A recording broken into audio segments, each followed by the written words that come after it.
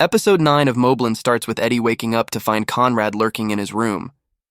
He wants to have a chat, but we don't see the full context of this until later in the chapter. One thing's for sure, though. It's not good news.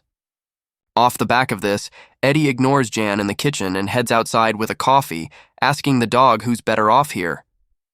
This is, of course, a metaphor for his own life where he feels trapped in a cage and used as a pet for the Harrigans. Elsewhere, Kevin has gone AWOL, determined to get revenge on Rigby for the abuse he suffered back in prison. He plays the role of a taxi driver, taking the guy back home. Kevin manages to work his way into Rigby's house and eventually confronts him about the abuse. Rigby has had bad memory loss over the years, and anything beyond 5 years back is a bit hazy.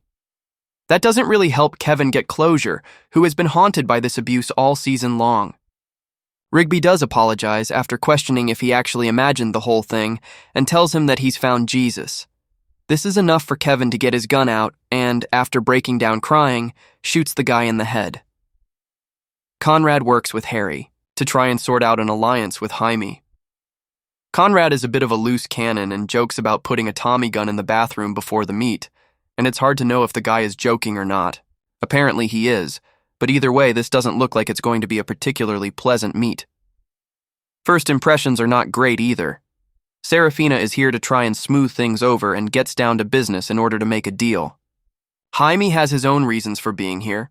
He speaks plainly to Harry, ignoring Conrad completely here, and brings up how the earlier favor was for Kat, not for him. Conrad gives him 4 hours to come to a decision, but Jaime simply looks over at Harry and tells him he can understand why he wants to leave the Harrigans. This gets right under Conrad's skin back home, which isn't helped when Maeve questions him about Alice coming to dinner, warning him off doing anything silly. Alice, though, is actually buzzing given her undercover escapades. After the murder of those 2 officers last time out, Colin is now in charge of the case and he recognizes this excitement in Alice. He speaks to her plainly about how she's a risk-taker like him and encourages her to try and plant evidence at the Harrigan house in exchange for securing a big promotion and a nice payday. Back at the estate, Maeve speaks to Gina and demands she leave Eddie alone. She threatens her badly, scathingly growling that she'll eat her eyeballs, and scares Gina into running away. Bella meets with Antoine and organizes traffic here with the Home Secretary. As the group begin talking, we can see that Antoine is wearing a camera on his tie. Something big is about to go down, and it actually comes from this dinner at the Harrigan estate. Colin has bugged Alice's phone and speaks to Richie about the current plan, including a tactical team nearby ready to swoop in as soon as Alice has planted the evidence. Richie agrees that Harry is unhappy, and it seems like he's not going to get caught in the crossfire here, which is at least something. Jaime agrees to the Harrigan deal, but only after confirmation that Harry has got the rat out the house. Harry knows who this is and works to resolve the situation before it gets messy. He also has to meet Kat the following day at 5 p.m. too, in order to make good on his favor. The dinner goes ahead that night, minus Gina, who's not feeling well. Maeve is a complete loose cannon and speaks about the fragility of marriage, likening it to an egg. It's also worth noting that she grabs Eddie's thigh here, who looks very uncomfortable.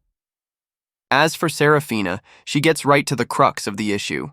She questions Alice's motives and why she's not feeling a bit scared given where she is, but it's Maeve who forces Alice's uncomfortableness to fly off the Richter scale and leave the table. Then, everything kicks off.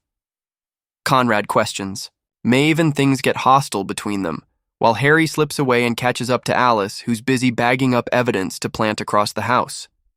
The facade slips here, as Alice knows the game is up.